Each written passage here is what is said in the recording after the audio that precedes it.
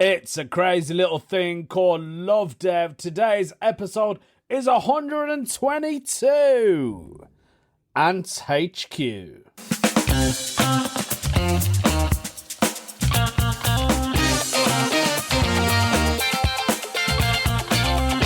Nice to be back on this podcast doing my usual malarkey stuff. Fathers out there, I hope you had a good Father's Day. Mine was very interesting as in what my kids got me. So my kids got me a pack of peanuts.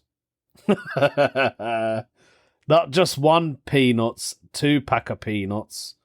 One was chili flavour and the other one was salted. I can't remember, to be honest. I think it was cashew nuts and roasted peanuts. I think they think that I like peanuts. I do, kind of. Anyway, they got me that, and they got me some cream, some body cream. So I use this fragranced body cream because I'm a man, and I like to smell good. So they got me a tub of that. I was quite surprised they got me that. Maybe they're trying to tell me something. Could be. I've had a busy day today. Oh my God. Been trying to sort out mortgages. What a nightmare mortgages are, aren't they? I don't understand the whole mortgage thing. Like, the amount of payments you have to pay people to sort it out and the different rates and stuff. And I'm like, oh my God. Why can't they just make it simple? Like, you know what I mean? Like, I don't know. Like home insurance. Why can't you just be like that? No payments. Okay, here's your new lender. Yeah, it's not like that, is it? With mortgages, I feel like it's just a big scam. The whole mortgage thing in the UK, probably in Europe and US as well. It's just a massive scam, man. I'm telling you. The government knows how to take money off us, and we're the mugs. We still pay it. That's the only problem. We still pay it. You know what I mean? Obviously, banks need to be paid, but, you know, like, don't charge us. If I'm borrowing £1 off you, don't take £2 off me. Come on, mate. £1.50 maybe, yeah, but not £2. Do you know what I mean? Like, £2, you know, that's double. You're more or less not paying nothing for your property. You're paying it twice, innit? That's what you're doing. It's ridiculous. I don't understand it. It's a nightmare. So I was sorting that out, and I was sorting out my So income support, not income support as in benefits, as in insurance. So because I'm classed as a self-employed person, although I do my care work on the side and I do my comedy, if I was to ever get injured at work, which has happened, and I'm off work, there is no money coming into my hands. And I thought, do you know what? That's something I probably need. Like, if I get off sick with whatever illness or injury I have, and I'm off for more than 4 weeks, I need to make sure there's money coming into the house. So I've sorted that out today, and it's just been such a really busy day. I wanted to record this podcast earlier on in the day, so I went to the gym as usual. Pumping up now, guys. Pumping up. There's a trainer in the gym, and he said to me, he said, you're looking good now, mate. I said, thank you. What he means is, I'm looking better than I was when I joined that gym 5 years ago. Finally back to the old weights, pumping up. I look like a little bouncer. That's what I can describe myself as. So I can't even remember why I've told you that bit, but yeah, I did that, and then I thought, right, I'm going to record a podcast when I get home. Never happened. I was on the phone to the mortgage people for about an hour and a half, and then they keep ringing me back because they want this document and that document. It's been a proper nightmare. I don't know what to do. Talking about nightmares, I had a proper nightmare yesterday. So our bins get collected on a Thursday. I know you don't want to know that information, but there's something in it. So on Thursday, the bins were supposed to be collected. Last week, the bin men didn't come. The black bags have been piling up, overflowing our bin. And because I told you my next door neighbour moved out, remember? And the new neighbours, they haven't moved in. They haven't moved in yet. Yesterday, I thought I'm just gonna use their bin. Right. I thought I'm gonna use their bin And then obviously, it makes sense. I can't, because the thing is, if you put black bin bags on the street, the bin men won't take it. So I thought, let me stick it in their bin as well and put it next to mine. So I did that. And guess what? They never turned up on Thursday. They didn't come down. The bin men, I thought, are you taking the Mickey Mouse, bin men? You've missed 2 weeks of collection now. I know Birmingham Council is struggling, but they can't be struggling that much. I put it out there, and I said to my missus that I've used the neighbour's bin. I said, it's all right. They're never there anyway. They're not even there. They don't move in. They don't come in. Guess what happened last night? Because the bin men didn't come down, right? So I'm staring at these 2 bins outside my house. And the new neighbour, she came yesterday. She came in, I think she came to check on the house. I had a panic attack. I started saying to my missus, oh, God, oh, no. I've used their bin. She's going to think, who's using my bin? They're taking the mickey here. Who's done that? So I was proper panicking. I think she noticed, but she didn't say nothing. And luckily, the bin collectors come this morning to collect the bins, right? So I put her bin back. And then she's back today. And I don't know what's happening in her house. But it looks like someone's doing some kind of work in her new property. I was having a proper meltdown. My missus said to me, don't worry about it. She just kept laughing her head off because she saw that I was in a right panic. Oh, God, what a day. I've got a lot more stories to tell you guys, I'll tell you that. But talking about dilemmas and stuff, how about we do a Ask the UK? Sometimes the heavens work together. I don't know what I mean by that phrase, but Ask the UK, top question. When I say top, it's the latest question. And I thought this goes perfectly well with the bin story. And buying a house. This one has been posted by Oatful. The question they ask is, do you change the locks on your house when you purchased it? Yeah, that's an interesting question. It depends where you live, isn't it? And what you think of the previous person that lived in that house. Like, I know you can't trust everyone, but they could have a spare key and they could get into your house back. You know what I mean? They can get back in again, basically, and rob your house and you won't even know about it. But when I bought my house, because it was repossessed, not as in there was a ghost in there for you Americans. I'm sure you know what a repossessed is. Those of you who don't know, the person who had the house before me lost their house because they couldn't afford the mortgage. So the bank took it off them. I wonder why. We've already talked about mortgages. So anyway, I bought my house. And I think, no, hang on. We did change the locks. Yeah, we did. We didn't change the locks because we thought someone's going to come in. We changed the locks because we fitted a brand new door in. So we had a PVC door fitted in. We had 2, actually. That's the reason the locks were changed anyway, because obviously new doors come with new locks. So yeah, we did. Yeah. Not for security reasons, only for it's a new door, new house. Because when I bought my house, I done it all up. Spent a lot of money on it, a lot of time, but it was worth it in the end. So yeah, if I was to buy another house, would I change a lock? Now that's the question I need to ask myself. I think it depends on where the house is, what area it's in. If I was in a nice little village area, I doubt I would change the locks. If I was in a rough area like an estate, I probably would. Yeah, I think I probably would. I'll change a lock, yeah. They're not expensive anyway. And they're pretty simple to change. I would change a lock. That's what I would do. I want to know why they've asked this question. So Oatful has put down, we would like the people of the UK to comment on a debate we're having at work. As soon as he purchased his property, one homeowner changed the locks as a precautionary measure, saying you don't know who has access to the keys or when they were last changed. Fair point. However, another homeowner decided against changing his lock because he thinks that those who do so are just paranoid. What would you do? That's what he put down. Like I said, yeah, it depends where I am. Do you know what I mean? Like, nice area, leave it. Rough area, change it. And when you buy a car, you don't change your locks on the car because they're very expensive to change, first of all.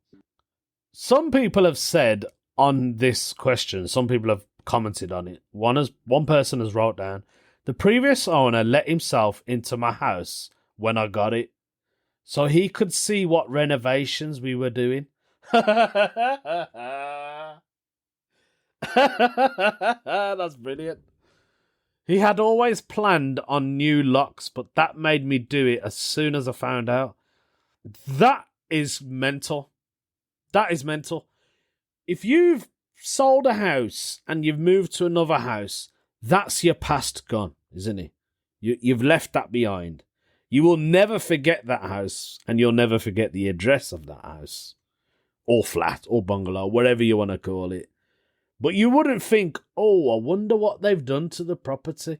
You must be mentally unstable to do that. That is crazy. Do you know what? I don't know what I would do if that happened to me. If that repossessed owner came back, probably as a ghost, knowing my luck, and just wanted to have a look at what I've done to his old house, to be honest, he'd be mortified.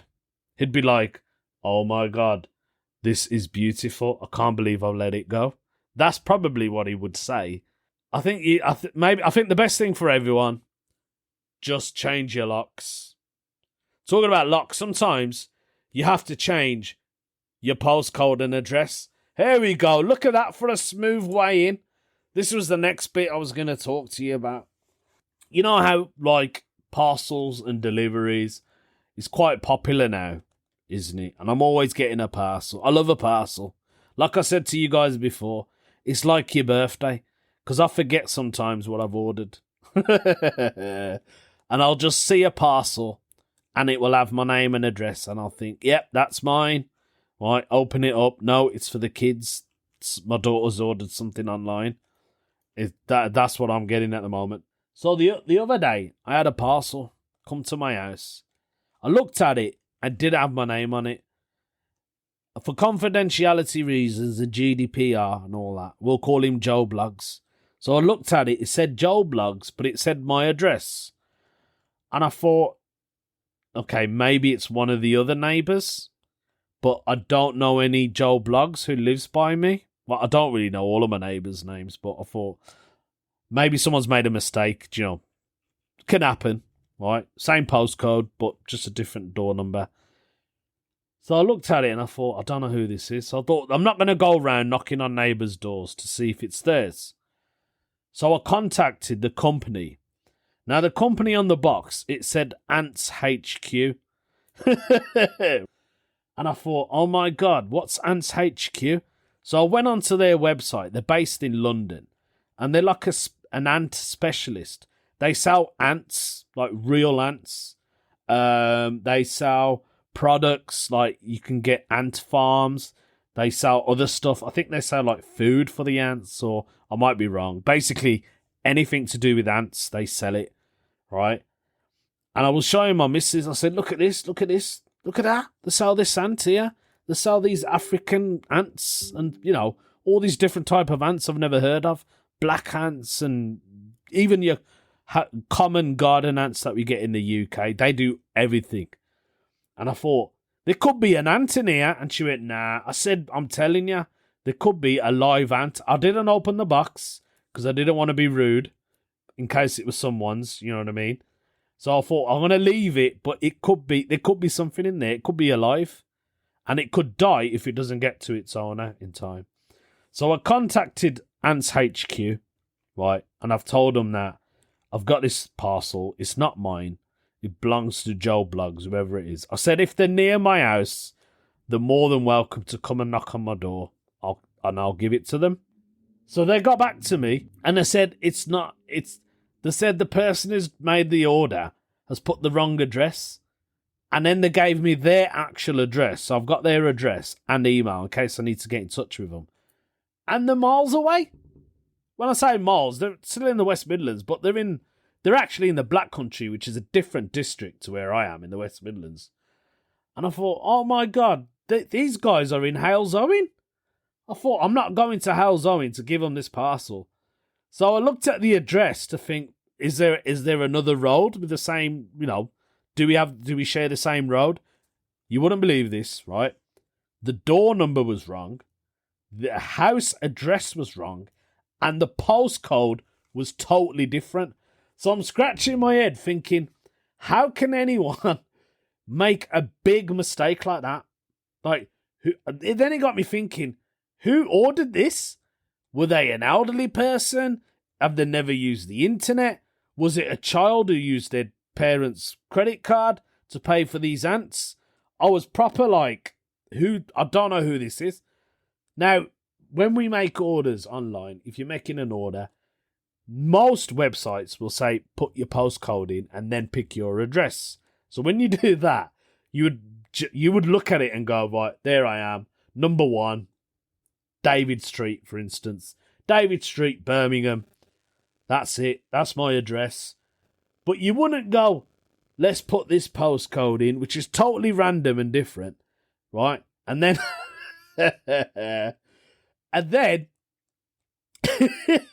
pick the address.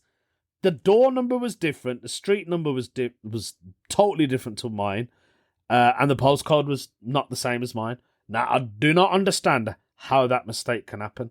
What I've done is I sent it to them.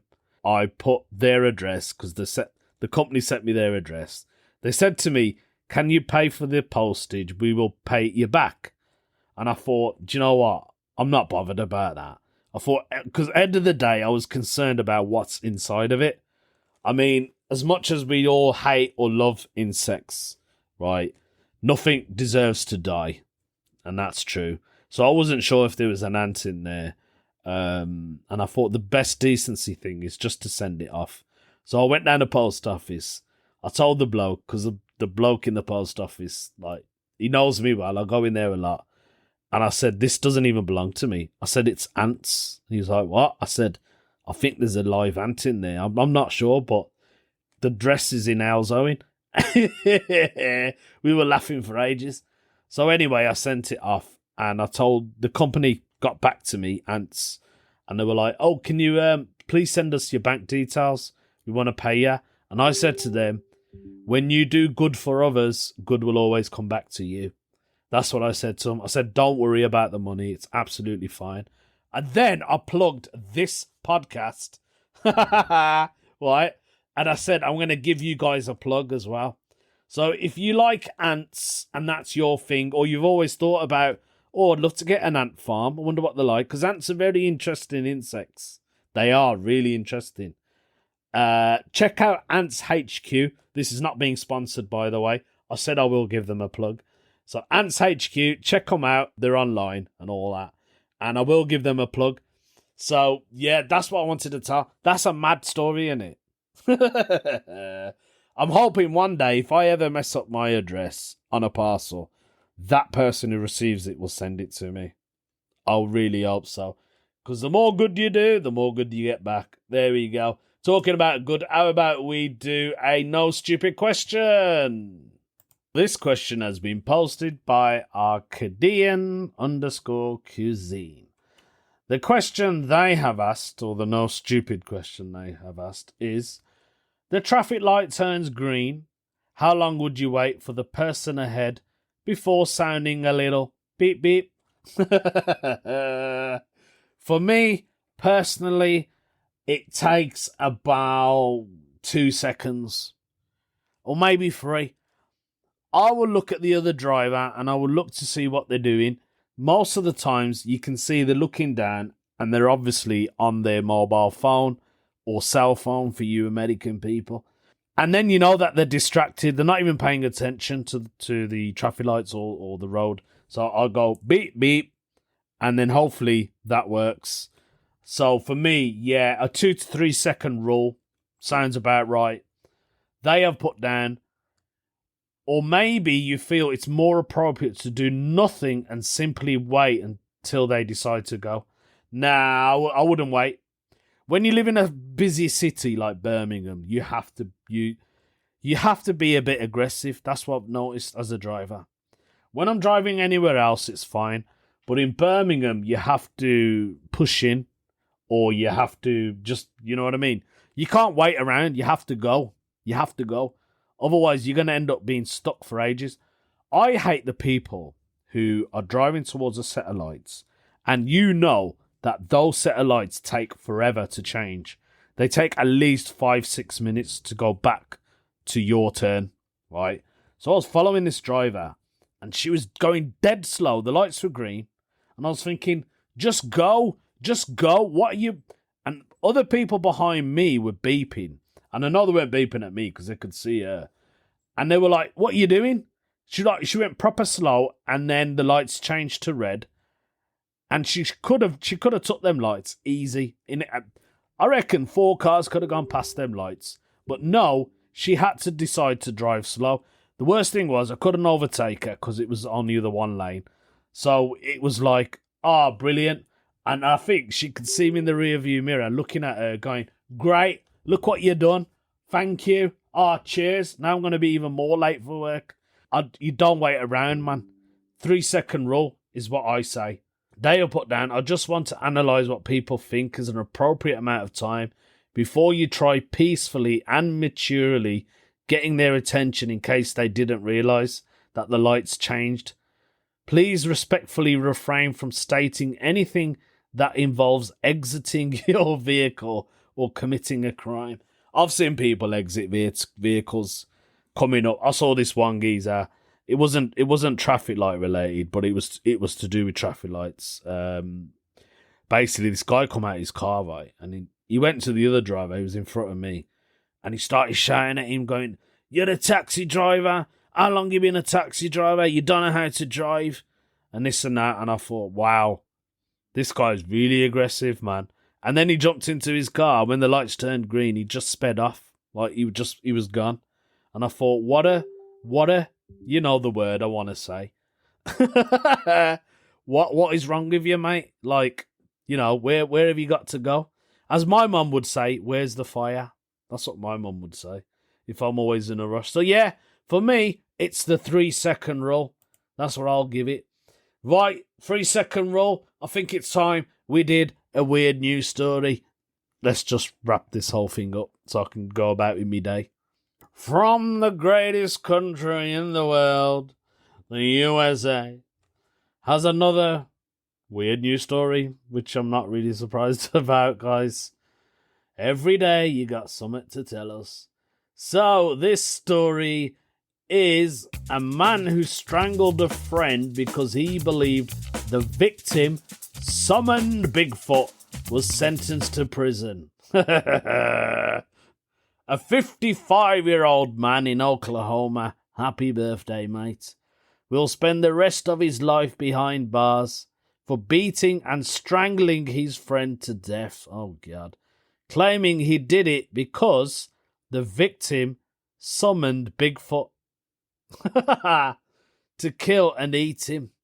Pontotoc County District Court Judge C. Stephen Kensinger on Tuesday ordered Larry Doyle Sanders, shout out to Larry Doyle Sanders, let's call him Doyle, what a name, gave Doyle to serve a sentence of life in a state correctional facility without the chance of parole for the 2022 slaying of Jimmy Knighton, that's his friend, which was reviewed by the Law and Crime Show. Doyle, in April, was found guilty on 1 count of first-degree murder in Knighton's death, following a non-jury bench trial before Kensinger. As previously reported, agents with the Oklahoma State Bureau on July the 10th responded to a request for assistance from the Seminole County Sheriff's Office and the Pontotoc County Sheriff. So 2 county sheriffs were involved regarding a possible homicide. Authorities said that Doyle had confessed he killed his friend in July when noodling in the South Canadian River. So he killed him while he was noodling in the river. When a confrontation ensued, Doyle allegedly admitted to striking and strangling his friend, killing the other man. Wow. Because he thought he summoned Bigfoot. That's mental. Noodling is a type of fishing in which a person submerges themselves in a body of water and uses their bare hands to catch a fish. Okay. Typically a catfish by sticking their arm out into the fish's mouth. This method is primarily practiced in the south of USA. The sheriff's deputy said that when they first responded, right, to the call, they saw Doyle telling a member of his family that he killed his friend. Doyle then spoke to detectives and he blamed the attack on his friend because he called Bigfoot. Like Bigfoot is going to listen to you. There's people out there trying to find Bigfoot and they can't find him. They get really close and he thinks his friend knows him, like the best mates. You know, like when you want backup and you call your backup in case, you know, stuff goes down. But nah, man, I'm calling Bigfoot. You've had it now. That's basically what's happened. So in his statement, Knighton had summoned Bigfoot to come and kill him, and that's why he had to kill his friend, the sheriff said, right? Doyle took to the stand in his defense during the murder trial. He was testified, and his friend was in the river when he saw a 12-foot Bigfoot downstream. Do you know what? He probably did. I'm not blaming this guy for killing his friend. But he probably did see a Bigfoot and he panicked and thought his friend called him. So obviously there's some mental health issues going on here again. And then because of that, he killed his mate because he was in a panic. That's what I'm guessing. Anyway, he claimed that his friend kept telling him to go after a fish, which made Doyle think that his friend was going to drown him and feed him to Bigfoot. Later on, in the afternoon, Doyle and his friend then got into a physical altercation, which ended with his friend dead.